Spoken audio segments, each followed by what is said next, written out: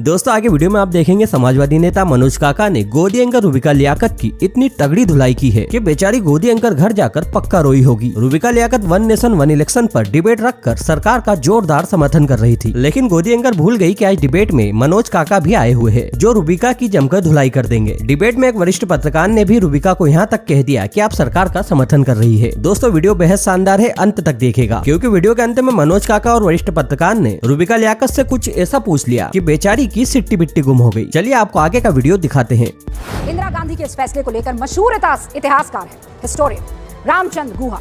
वो अपनी किताब में लिखते हैं, कौन सी वाली किताब में, इंडिया आफ्टर नेहरू। उसमें क्या लिखते हैं कि वक्त से पहले आम चुनाव करवाकर इंदिरा गांधी ने बहुत ही चालाकी से अपने आप को विधानसभा चुनावों से अलग कर लिया था। एक देश एक चुनाव से दिक्कत क्या है मनोज काका? रुको जरा, सब्र करो।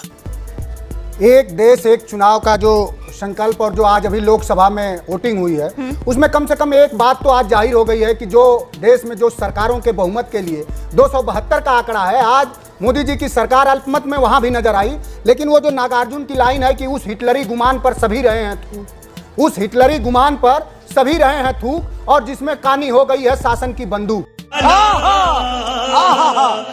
तो ये जो जिस लोकतंत्र को लाने में हमारे लाखों लोगों ने कुर्बानियां दिया, और पूज्य गांधी ने, आपने रामचंद्र गुहा की किताब का भारत नेहरू के बाद वाली किताब का, हालांकि मैंने भी वो किताब पढ़ी है, उसमें कई सारी और विषयों पर भी प्रकाश आपको डालना चाहिए।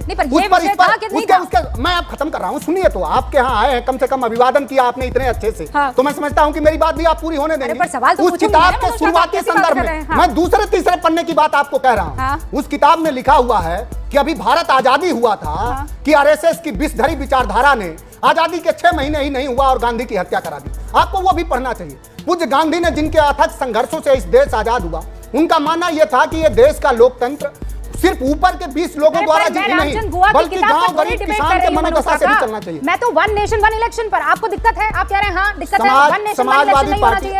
आपको संविधान के 4-5 अनुच्छेद मैं बता रहा हूं समाजवादी पार्टी की तरफ से। एक तो अनुच्छेद आपको 14 पढ़ना चाहिए जो शुरुआती में है। अरे मुझे मत पढ़ाइए ना, मैं आपको पढ़ा नहीं रहा हूं, पूरे देश जाने ना। मुझे ये बताइए, और जो हमारी फेवर में है कि नहीं? हाँ कि ना बोल दीजिए, बात बिल्कुल नहीं है। समाजवादी पार्टी किसी भी तरह के तानाशाही और लोकतंत्र का जो ये हरण है। 67 से पहले जो चुनाव होते थे वो तानाशाही चुनाव होते थे।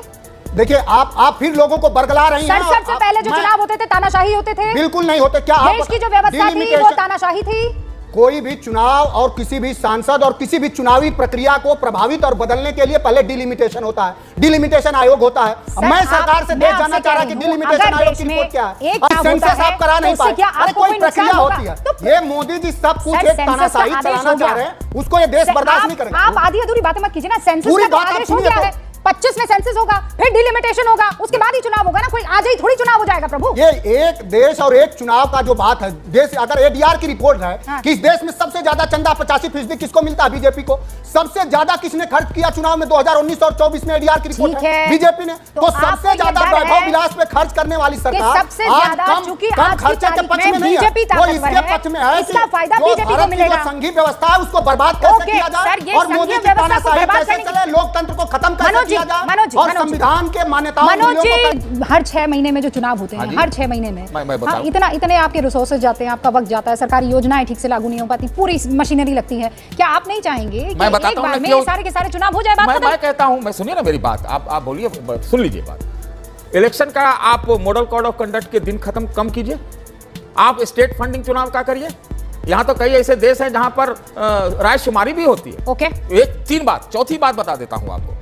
चौथी बात इसमें क्या है, अरे अब तो चुनाव सस्ता हो सकता है, क्यों नहीं डिजिटल वोटिंग? अरे सर, ये लोग कह रहे हैं बैलेट से, आप कह रहे हैं डिजिटल। अरे उनके कहने से मैं कह रहा हूं ना, आप एक पत्रकार से बात करिए ना। अरे पत्रकार से मैं बात कर रही हूं, पर जो बात आप कह रहे हैं डिजिटल से हो जाए तो कल को ये मैं कह रहा हूं कि नहीं होगा डिजिटल से, बैलेट से। यहाँ पहले तो चुनाव की विश्वसनीयता पर ही सवाल है, और ऐसे भी भाजपा को चुनाव की क्या जरूरत है? नीरज सिंह साहब, महाराष्ट्र सुन लीजिए, महाराष्ट्र, कर्नाटक, मध्य प्रदेश की जो सरकारें बनाई गई पहले, वो कैसे बनी? वो चुनाव से बनी थी क्या? अल्पेश सिंह तो, अरे सतीश जी आप क्या चाहते हैं? अब देखिए, हम पीछे की तरफ जाए, हम चाहते हैं आगे जाए, प्रजातंत्र को और फैलाओ, ये ना कि रोको। देखो ये देश जो है ना, किस बात का खौफ है?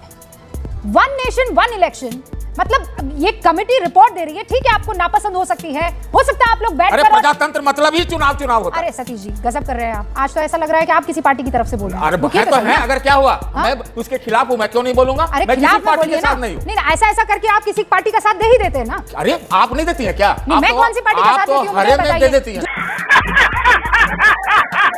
अभी से मीन मेच निकालने में क्या है? कोई बात पर अगर देश के अंदर चर्चा शुरू हुई है तो चर्चा का पहले दिन से विरोध क्यों? विरोध के लिए विरोध क्यों? और मैं सिर्फ एक ही सवाल पूछना चाहता हूँ, तो क्या 1967 तक जो चुनाव हुए, 1967 तक जो चुनाव हुए वो क्या गलत है?